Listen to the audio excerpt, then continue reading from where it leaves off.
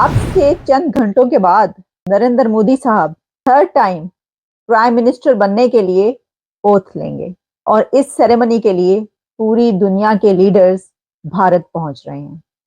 दोस्तों, एक प्रोपोजिशन है, एक क्वेश्चन है कि क्या भारत ने पाकिस्तान को खित्ते से बाहर निकाल दिया? क्योंकि इस खित्ते की जो रीजनल सेटिंग है उसमें पाकिस्तान तो मौजूद नहीं है।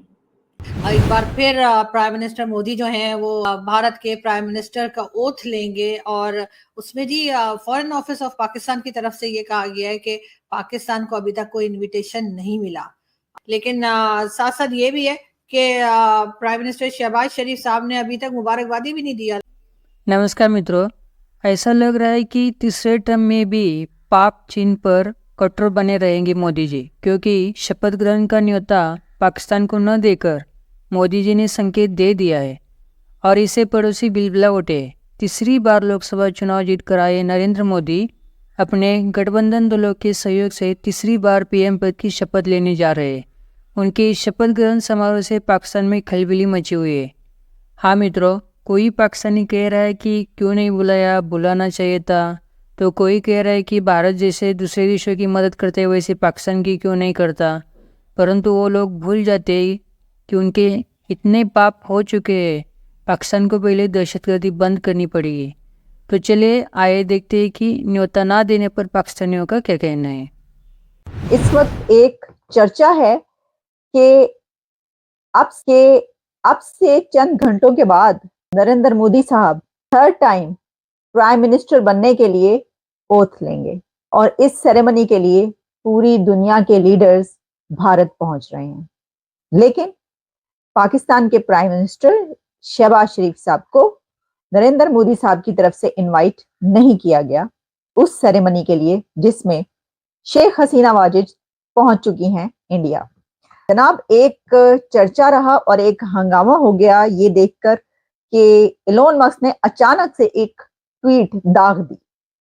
इलोन मस्क ने ट्वीट की है जिसमें उन्होंने नरेंद्र मोदी साहब को कॉन्ग्रेचुलेशंस कहा है। उन्होंने लिखा, congratulations Narendra Modi on your victory in the world's largest democratic elections. अच्छा जी, ये तो हो रहा है, लेकिन साथ में कुछ और चीजें भी हो रही हैं और वो ये हो रहा है कि इंडिया में इस वक्त बड़ी गहमा गहमी है। भाई मोदी साहब हो और गहमा गहमी ना हो, भारत में कैसे हो सकता है? मतलब उनका आप ये पिछला दौर टर्म उठा के देख लीजिए, ऐसी गहमा गहमी डेली बेसिस पर कोई ना कॉन्फ्रेंस समिट दुनिया भर के लीडर्स वहां पर पहुंच रहे होते थे। और यकीनन ये चीज जो है ये कई जगह नोटिस में आई है। ये चीज कई लोग बात कर रहे हैं, कई लोग शोज भी कर रहे हैं, शो में भी बात कर रहे हैं कि अभी तक मुबारकबाद जो थी वो दे देनी चाहिए थी। मेरा ख्याल है कि शायद वो इस वक्त चाइना में है शहबाज शरीफ साहब, क्योंकि चाइना बैठे हुए हैं और चाइना में आपको पता है इंटरनेट नहीं चलता। बहाना मार रही हूँ, ऐसी कोई बात नहीं है, लेकिन खैर इंटरनेट नहीं चलता, वरना सुमित जैन साहब कैसे आ जाते। अब ये जो एक D8 एक्स्ट्रा ऑर्डिनरी मीटिंग हो रही है काउंसिल और फॉरेन रिलेशंस के लिए, और मीटिंग किस लिए हो रही है? गजा के ऊपर जेनोसाइड हो रहा है। ये एक्स्ट्रा ऑर्डिनरी मीटिंग है, लेकिन इस सेटिंग के अंदर बैठ के पाकिस्तान कश्मीर की बात नहीं कर सकता। कि क्या बांग्लादेश बोलेगा कश्मीर पे? क्या इजिप्ट, जिसने प्राइम मिनिस्टर नरेंद्र मोदी को पिछले साल जून में सही हाईएस्ट अवार्ड दिया और जिस पैमाने पे इंडियन इजिप्ट में मौजूद हैं, वो बोलेंगे? क्या इंडोनेशिया बोलेगा? ईरान बोलता है। Malaysia no. नाइजीरिया बहुत दूर है। पर बुलाया गया, पहुंच रहे हैं, उनमें पाकिस्तान का नाम शामिल नहीं है। मोदी साहब ने पाकिस्तान के प्राइम मिनिस्टर शहबाज शरीफ साहब को नहीं बुलाया। उन्होंने कोई ऐसा जो है ना वो दावतनामा पाकिस्तान नहीं भेजा कि भाई आइए तशरीफ लाइए, मैं ओथ लेने लगा हूं तो आप भी इस खुशी में मेरी शामिल होइए। नहीं, मोदी साहब ने, भारत ने पाकिस्तान को ये दावतनामा नहीं भेजा, नहीं इनवाइट किया। और भाई कैसे इनवाइट करें? वो सोचने की बात है, हो सकता है वो कर ही लेते।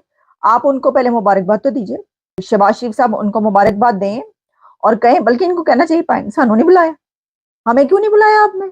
मतलब हम तो बिल्कुल आपके दरवाजे से दरवाजे जुड़ा है, इतने दूर दूर से आप लोग बुला रहे, हमें नहीं बुलाया, तो वो कैसे बुलाएं? आप शायद जब चाइना से वापस आएंगे शायद वो तब सोचेंगे अच्छा अब हमें जो है वो मुबारकबाद दे देनी चाहिए। वैसे अभी तक ये खबर तो उन तक पहुंच ही गई होगी कि उनको इनवाइट नहीं किया गया है ओथ सेरेमनी में। अभी तक उनको इनविटेशन नहीं आया। और लेकिन कोई बात नहीं, आप मोदी जी भी तो बगैर दावत के ही आए थे ना, जब वो कह रहे थे कि जी मैं लाहौर गया था बिना दावत के, शादी में शिरकत की थी, कोई बिरयानी और वो सब कुछ खा पी कर मोदी जी वापस गए थे। और मगर गिफ्ट्स लेकर आए थे, साड़ी लेकर आए थे वो नवाज शरीफ साहब की मदर के लिए। तो इसी तरीके से यहाँ से भी बिना वीजा के शहबाज शरीफ साहब जा सकते हैं, और उस तरह से वो तारों के नीचे से तो नहीं जाना पड़ेगा ना, वो बजरंगी भाईजान की तरह, या जैसे जो नॉन स्टेट एक्टर जाते हैं।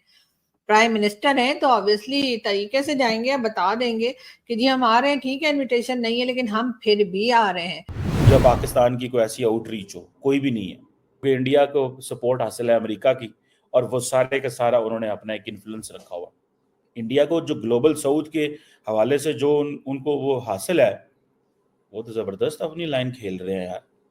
उनको तो पता है हमने क्या करना है, वो कर रहे हैं, बड़ा धड़ लगे हुए, बिकॉज उनको समझ है कि हमारा जो मुस्तकबिल है वो इस खित्ते में अमेरिका के साथ अटैच है। इंडिया को उन्होंने नेट सिक्योरिटी प्रोवाइडर बना दिया हुआ है।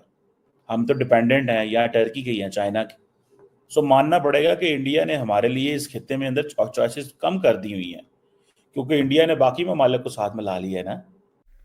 तो मित्रों, आपने देखा कि मोदी 3.0 के शपथ ग्रहण समारोह में बांग्लादेश, श्रीलंका, भूटान, नेपाल और मॉरिशस के टॉप लीडर्स होंगे, लेकिन चीन और पाकिस्तान को एंट्री नहीं मिलेगी।